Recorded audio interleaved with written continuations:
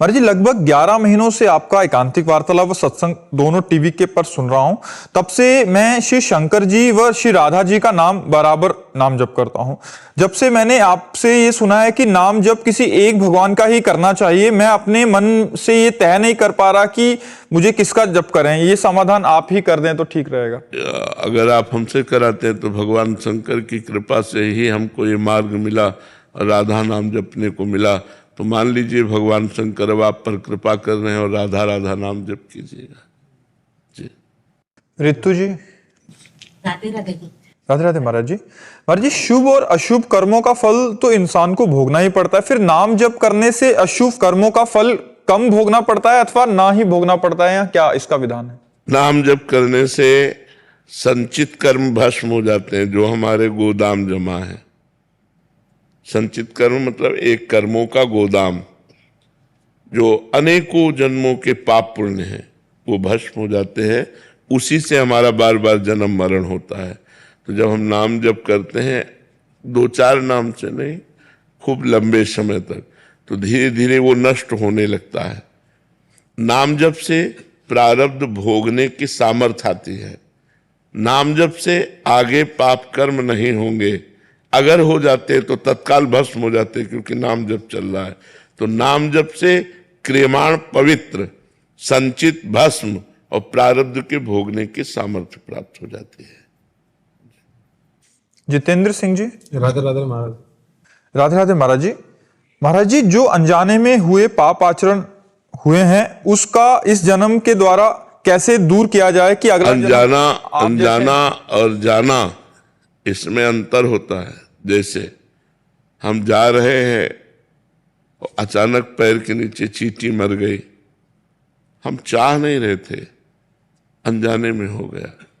जैसे हम गाड़ी में जा रहे हैं, कितने जीव नीचे गाड़ी के पहिए के नीचे मर रहे हैं, हम चाह नहीं रहे, लेकिन हमें यात्रा करनी है तो अब चलना ही पड़ेगा। तो छोटे मोटे जीव उसमें मर जाते हैं। जैसे किसान फावड़ा चला रहा है, वो चाह नहीं रहा पर कोई जीव कट जाता है, इसे कहते हैं अनजाने का पाप। तो ये जो अनजाने का पाप है, ये स्वप्न आदि में नष्ट हो जाता है। जैसे स्वप्न में भयानक आपको पीड़ा दी जा रही, आप भयानक दर्द से युक्त हैं और जगह तो कुछ नहीं, वो अनजाने के पाप स्वप्न में भोगने। लेकिन जानकर जो हमसे पाप हुए उनको फिर शरीर का दंड भोगना पड़ता है, फिर शारीरिक दंड से उसे भोगना पड़ता है। तो अनजाने में हमसे पाप तो जो होते हैं वो स्वप्न में सूक्ष्म शरीर के द्वारा भोग लिए जाते हैं, और जाने में जो पाप होते हैं वो स्थूल शरीर को भोगना पड़ता है। तो अनजानापन हम ऐसा नहीं कह सकते कि जो प्रगट में जानबूझकर पाप कर रहे हैं उन्हें अनजाना कह सकते हैं। अनजाना वही जिसे हमें पता नहीं है और अचानक घटना घट जाती है। हम गाड़ी से जा रहे हैं, कोई जानवर आया और लड़ करके मर गया, अब वो कंट्रोल गाड़ी करते करते वो मर गया, अब उस हमें पता थोड़ी था कि वो आ जाएगा, तो वो अनजाने का पाप है। लेकिन जानबूझकर गाय बैठी हुई है और हमने गाड़ी चढ़ा दी, ये जानबूझ करके पाप है। तो इसको आप देख लीजिए, अनजाने का पाप स्वप्न में नष्ट हो जाता है, और जानबूझकर जो पाप किया जाता है शारीरिक दंड के द्वारा फिर पवित्र। तो इस जीवन में ऐसा क्या करें कि आप जैसे महात्मा अगले जन्म में बन जाएं हम? भगवान का नाम जप करो, भगवान के नाम जप से है। पूर्व जन्म में हम कहीं ना कहीं भजन करने वाले ही थे, तभी हमें बचपन से भजन मार्ग में लगा दिया गया। 13 वर्ष की अवस्था थी, उसी अवस्था, उसके पहले भी हम चालीसा पढ़ते थे, छोटे थे, बच्चे थे तब छोटे चालीसा और भगवान में शुरू से हमें याद है। जब जितनी हमारी स्मृति है कि हमें बचपन से भगवान से अपनापन था, और एक भयानक पीड़ा थी कि मुझे भगवत प्राप्ति होनी चाहिए। तो पूर्व का भजन था, तभी तो ऐसा था। हमें किसी ने सिखाया नहीं है कि सत्संग मिला हो, सत्संग के बाद हमें ज्ञान हुआ हो, फिर हम बाबा जी बने हो, ऐसा नहीं। हमें आकर्षित किया गया है, मतलब पूर्व जन्म का भजन ही हमको भगवान के मार्ग में लगाया। तो अगर हम इस जन्म में भजन करें तो इसी जन्म में भगवत प्राप्ति हो जाएगी, अगर नहीं हुई तो अगले जन्म में फिर ऐसा अवसर मिल सकता है, ऐसा अवसर मिल सकता है। पर भजन करना पड़ेगा, भजन से ही ऐसा हो सकता है, भजन के बिना ऐसा नहीं। डॉक्टर अपेक्षा जी। राधे राधे। राधे राधे महाराज जी। महाराज जी, आप कह रहे हैं कि जैसे हमें मोक्ष की प्राप्ति करनी है और हम किसी भगवान की विग्रह से प्रीति कर लेते हैं या उनके प्रति राग उत्पन्न हो जाता है, तो फिर ये कहीं मोक्ष में बाधा तो नहीं बन पाएगा? अरे नहीं नहीं नहीं नहीं, भगवान से प्रेम कहीं बाधा पहुंचा सकता है? अरे मोक्ष प्राप्त ही भगवान की कृपा से होता है। बिना भगवान से प्रेम किए मोक्ष प्राप्त हो ही नहीं सकता है। वही भगवान गुरुदेव हैं। देखो, मोक्ष मूलम गुरु कृपा, ध्यान मूलम गुरु मूर्ति, पूजा मूलम गुरु पदम, मंत्र मूलम गुरु वाक्यम, मोक्ष मूलम गुरु कृपा। हरि कृपा ही तो मोक्ष प्रदान करती है। तो भगवान से प्रेम, भगवान के विग्रह से, नाम से प्रेम, धाम से प्रेम, यही तो मोक्ष प्रदान करता है। या शुद्ध ब्रह्म ज्ञान हो जाए तो मोक्ष प्राप्त हो, या हरि की कृपा से मोक्ष प्राप्त हो। अगर मोक्ष की अभिलाषा रखकर भगवान का भजन किया जाए तो भगवान मोक्ष प्रदान कर देते हैं। लेकिन जहाँ भगवान का भजन शुद्ध रूप से होता है तो प्रेम की अभिलाषा जग जाती है, मोक्ष की चाह मिट जाती है और लगता है ऐसे सुंदर भगवान से प्रेम करें, ऐसे कृपालु भगवान से प्रेम करें। तो फिर हृदय प्रेम की तरह जब बढ़ता है तो फिर मोक्ष मार्ग बंद हो जाता है और वो भगवान के दिव्य धाम में जाकर भगवान के साथ रहता है, भगवान की दिव्य लीलाओं में सम्मिलित हो जाता है। प्रांजल पांडे जी, राधे राधे महाराज जी। महाराज जी, मैं एक विद्यार्थी हूं, तो मुझे क्या सरस्वती जी का नाम जप करना चाहिए, गायत्री जी का, हनुमान जी का या शिव जी का? क्योंकि उनके नाम में मुझे ज्यादा प्रीति है। किसका है? यज्ञोपवीत हो गया है? आप तो गायत्री अनुष्ठान करो, प्रातः काल अर्घ देते हो सूर्य को? कभी कभी नहीं, नई अवस्था है। प्रातः काल उठो, स्नान करो, आधा घंटे व्यायाम करो, इसके बाद भगवान सूर्य को अर्घ देते हुए गायत्री अनुष्ठान करो, गायत्री मंत्र जप करो। मान लो नात्रिकाल संध्या से ही तो 2 काल की संध्या तो कर ही लो, प्रातः काल और शाम की, फिर देखो ज्ञान प्रकट होता है कि नहीं। नहीं, हाँ, गायत्री जप करो और बीच बीच में नाम जप करो। गायत्री जप पवित्र अवस्था में होता है, स्नान आदि करके, और शेष समय भगवान का नाम जप करो जो नाम प्रिय हो। स्वामी करुणानंद जी, रामकृष्ण मठ प्रयागराज। महाराज जी प्रणाम। महाराज जी, मैं रामकृष्ण मठ प्रयागराज से हूँ। रामकृष्ण मिशन में सेवा कार्य साधना का एक अंग है। महाराज जी, इस सेवा कार्य के बीच अनवरत भगवत चिंतन बना रहे, इसके लिए हमें क्या प्रयास करना चाहिए? पहला तो लक्ष्य बनना चाहिए कि मुझे इसी जन्म में भगवत साक्षात्कार करना है। जब लक्ष्य बन जाता है तो उसमें दृढ़ता होती है। दूसरा, हमारा आहार पवित्र होना चाहिए। तीसरा, हमारा विचार पवित्र होना चाहिए।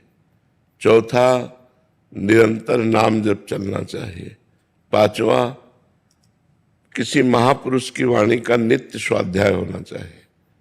श्री रामकृष्ण परमहंस जी हैं या विवेकानंद जी हैं, इन्हीं की वाणी का नित्य स्वाध्याय होना चाहिए। विचार शुद्धि में ये ध्यान रखना है कि जैसे रामकृष्ण मिशन में सेवा मिशन है तो इसमें मरीज आते रहते हैं, तो इनमें भगवत भावना मरीजों में करते हुए और उनकी जो सेवा अच्छे से अच्छे हो सके, दवा डॉक्टर आदि की सुविधा जुटाना और उनकी सेवा करवाना, और वो सब सेवा भगवान को समर्पित कर देना, और निरंतर नाम जपने का अभ्यास करना। यदि हम निरंतर नाम जप करेंगे तो हमारी वृत्ति भगवदाकार हो जाएगी। भगवत जैसे जैसे भजन बढ़ता है वैसे वैसे वैराग्य बढ़ता है, जैसे जैसे वैराग्य बढ़ता है वैसे वैसे शुद्ध ज्ञान होता है, और शुद्ध ज्ञान के द्वारा ही माया का नाश करके, अविद्या का नाश करके जीव आत्मबोध प्राप्त करता है। आत्मस्वरूप का बोध ही मोक्ष पद प्रदान करता है। तो हमारा लक्ष्य होना चाहिए भगवत प्राप्ति या मोक्ष।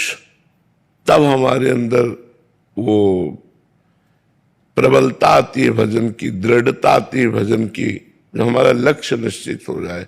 तो ऐसे ही जब हमारा लक्ष्य भगवत प्राप्ति हो जाता है तो हमारा मन और इंद्रिय जो भोगों की तरफ जा रहे हैं, यही सबसे बड़ा विघ्न है। साधक का सबसे बड़ा विघ्न है इंद्रिय और मन का भोगों की तरफ जाना। अगर कहीं भोगों को भोगने लगा तब तो साधना ही नहीं रह गई।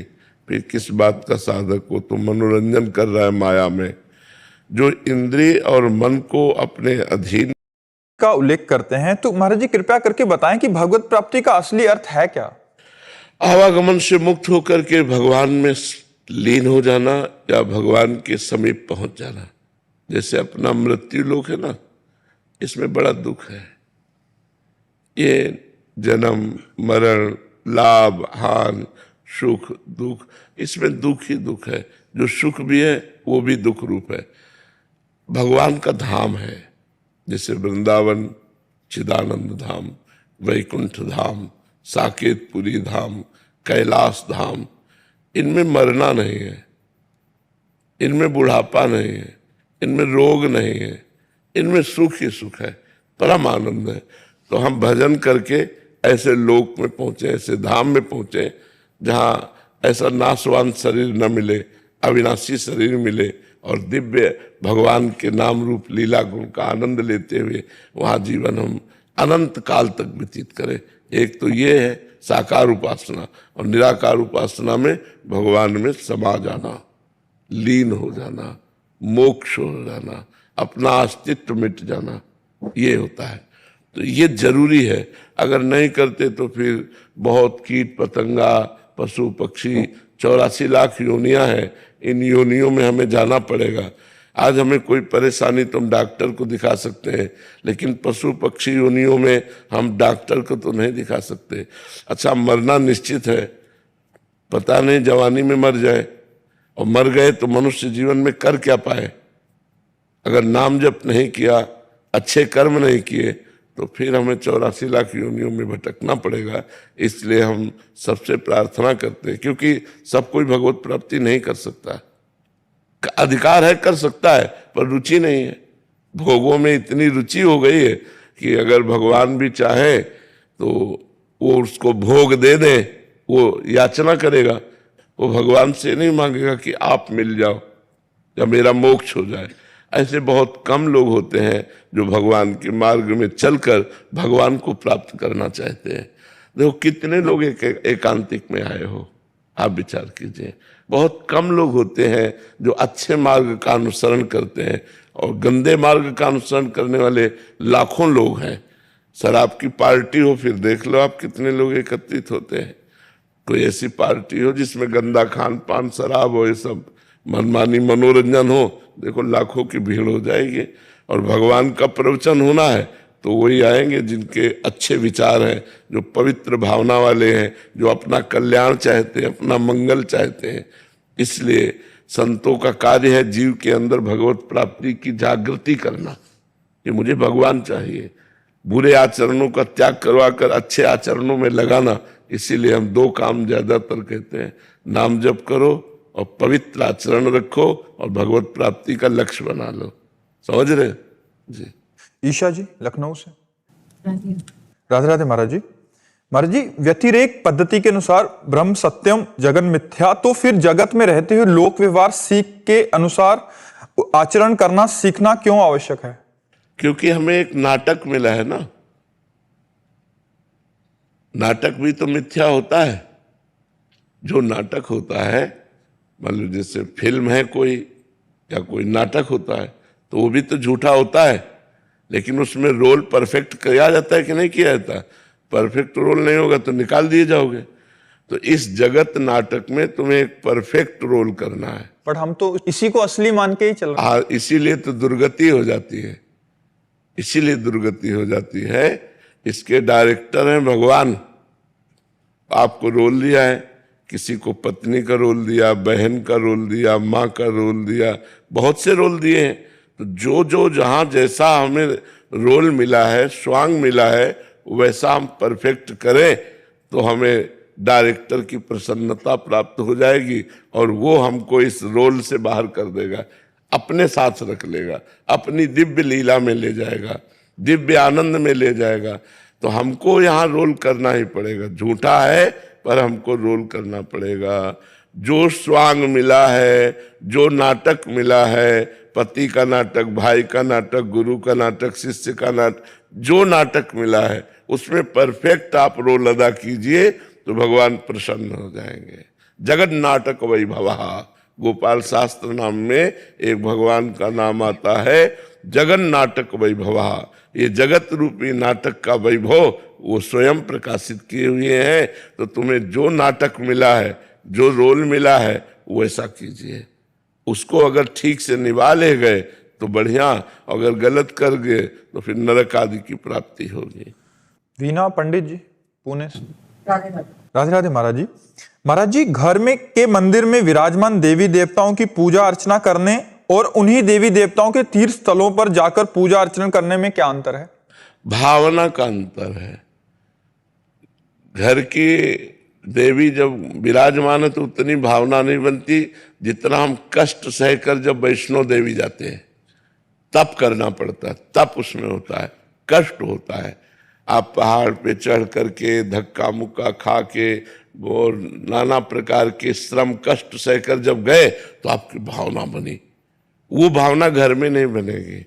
जैसे आप ठाकुर जी विराजमान कर लो घर में, तो वही मुरली मनोहर ललित त्रिभंगी ठाकुर जी घर में विराजमान है, वही बिहारी जी विराजमान है। जब आप चल के पैसा लगा करके और यहाँ वृंदावन आए और यहाँ जब दर्शन करेंगे तो आपके भाव कुछ और हो जाएंगे। और दूसरी बात है कि घर में उतनी पवित्रता नहीं है जितनी धाम में पवित्रता है। घर के ठाकुर तुम्हारे भाव के अनुसार है और यहाँ ठाकुर जी साक्षात रूप में विराजमान है। बिहारी जी कोई मूर्तिकार की रचना नहीं, स्वयं प्रकट ठाकुर विराजमान है। तो कई कारण होते हैं जिससे हमको जाना चाहिए और दर्शन करने चाहिए। पहला कारण होता है कि हमारे शरीर के पाप नष्ट होते हैं क्योंकि हमें कष्ट मिलता है, तप होता है हमारे द्वारा पवित्र। दूसरी, धाम आदि का वातावरण अलग है। आप अपने घर का वातावरण देखिए और हरिद्वार जाइए, वहाँ का वातावरण देखिए, वृंदावन का वातावरण देखिए, काशी का वातावरण देखिए। जो भगवत धाम है, जो तीर्थ है, वहाँ का एक भागवतिकता आपको दिखाई देगी, एक दिव्यता दिखाई देगी, हृदय में एक उल्लास होगा। एक एक कदम चलने पर बड़े भीड़ है, धक्का लग रहा है, लेकिन आपके हृदय में आनंद है। और उचक करके एक झांकी हुई तो आपको लगा आज मैंने भगवान के दर्शन कर लिए, आज ठाकुर के दर्शन कर लिए। तो अति उत्तम है अपने घर के ठाकुर के भी दर्शन करे, सेवा करे, लेकिन अवसर मिले तो तीर्थों में भी जाए, उससे महान लाभ प्राप्त होता है। एक एक कदम जो आप तीर्थ के लिए चल रहे हो, ठाकुर के दर्शन के लिए चल रहे हो, वो विशेष लाभदायक, वो विशेष पुण्यप्रद है। उससे आपका पाप नष्ट होगा, आपका मंगल होगा, आपके दुखों का नाश होगा, आपको सुख की प्राप्ति होगी। ऐसा करना चाहिए। नीरा प्रधान जी भुवनेश्वर से। जय जय श्री। महाराज जी, आपके चरणों में कोटि कोटि प्रणाम। महाराज जी, आपके प्रवचन, सत्संग व एकांतिक सुनकर जीवन को एक अर्थ और एक उद्देश्य मिल गया है। आपका बहुत बहुत आभार। महाराज जी, एक बात आपसे जानना चाहती हूँ कि वाणी का मौन ही काफी कठिन लगता है। अगर वो थोड़ा भी कर लूं तो मन का मौन कैसे संभव है? मतलब वाणी से तो चुप है, बट अंदर तो विचार चले जा रहे हैं महाराज जी, उसको रोकने के लिए। पहली अगर ब्रेक हमारी सही लग जाए ना तो दूसरी सही लग जाएगी। वाणी का मौन अगर सही ढंग से हम निर्वाह कर पावे, वाणी का मौन का मतलब एकदम मूक हो जाना नहीं होता है। विचार पूर्वक बोलना भी मौन के अंतर्गत ही आता है। जैसे हम भगवत चर्चा कर रहे हैं, ये मौन से बढ़कर लाभदायक है। बोधयंता परस्परम कथयन्ति च माम नित्यम तुष्यन्ति च रमन्ति च। भगवान की रूप की, लीला की, भगवान की गुण महिमा की चर्चा हम कर रहे हैं वाणी के द्वारा, तो मौन से भी पवित्र है। हम किसी से बात कर रहे हैं, उसके हित की बात कर रहे हैं, मृदु बात कर रहे हैं, उसके हृदय को शीतलता पहुंच रही, ये वाणी से, मौन से भी बढ़ करके है। हम भगवान का नाम कीर्तन कर रहे हैं, नाम जप कर रहे हैं, सत्य बोल रहे हैं, ये सब जरूरी है। वाणी है तो बोलने के लिए, तो हमें लगता है बोलना चाहिए। राधा राधा बोलो, भगवान नाम कीर्तन बोलो, भगवत चर्चा करो, अच्छा बोलो, तो इसकी सार्थकता है। अधिकतर मौन रहे और जब बोले तो विचार पूर्वक बोले। और इससे धीरे धीरे क्या होगा कि जो हम बोलते हैं उसका प्रभाव हमारे मन पर पड़ता है। मन धीरे धीरे जब हमारा पवित्र होने लगेगा तो पवित्र मन शांत और स्थिर होता है। अपवित्र मन चंचल और अशांत होता है। तो धीरे धीरे एक एक इंद्रिय अगर हमारी पवित्र होती जाए तो मन हमारा पवित्र हो जाएगा, क्योंकि इंद्रियों में ही मन आसक्त है। इंद्रियां विषयों में आसक्त है और मन इंद्रियों में आसक्त है और बुद्धि मन में। और जब उल्टा हो जाए, बुद्धि मन को अधीन कर ले, मन इंद्रियों को अधीन कर ले, तो साधना बन जाती है। अभी उल्टा है, विषय इंद्रियों को अधीन किए हुए, इंद्रिय मन को अधीन किए हुए, मन बुद्धि को अधीन किए हुए, इसलिए हमारा मन चंचल है। धीरे धीरे हम नाम जप करें, भगवान नाम कीर्तन करें और भगवान से प्रार्थना करें। प्रार्थना से बहुत जल्दी लाभ होता है कि हे नाथ, अगर हम मन को रोकना चाहते तो और भागता है, आप कृपा करो, आप ऐसी कृपा कर दो कि आप में मन लग जाए। तो गोस्वामी तुलसीदास जी कह रहे हैं, हरिजू मेरो मन हठ न तजे। मैं तो प्रयास करता हूं, हठीला मन विषयों में भाग जाता है। हौ हार्यो कर जतन विविध विधि, अतिशय प्रबल अजय, तुलसीदास बस होए तबे, जब प्रभु पेरक बरजे, हरिजू मेरो मन हठ न तजे। हे हरि, हमने बहुत प्रयास करके देख लिया, मेरा मन शांत और अचल नहीं हो पा रहा, इसलिए अब आप कृपा करें। इसकी डोरी आपके हाथ में है, आप इसको रोक दें, आप इसकी चंचलता को नष्ट कर दें, ये शांत और स्थिर हो जाए, आप में लग जाए। तो वाणी के मौन से और भगवान की प्रार्थना से, नाम जप, नाम कीर्तन, भगवत लीला कथा श्रवण से हमारा मन धीरे धीरे शांत होने लगता है।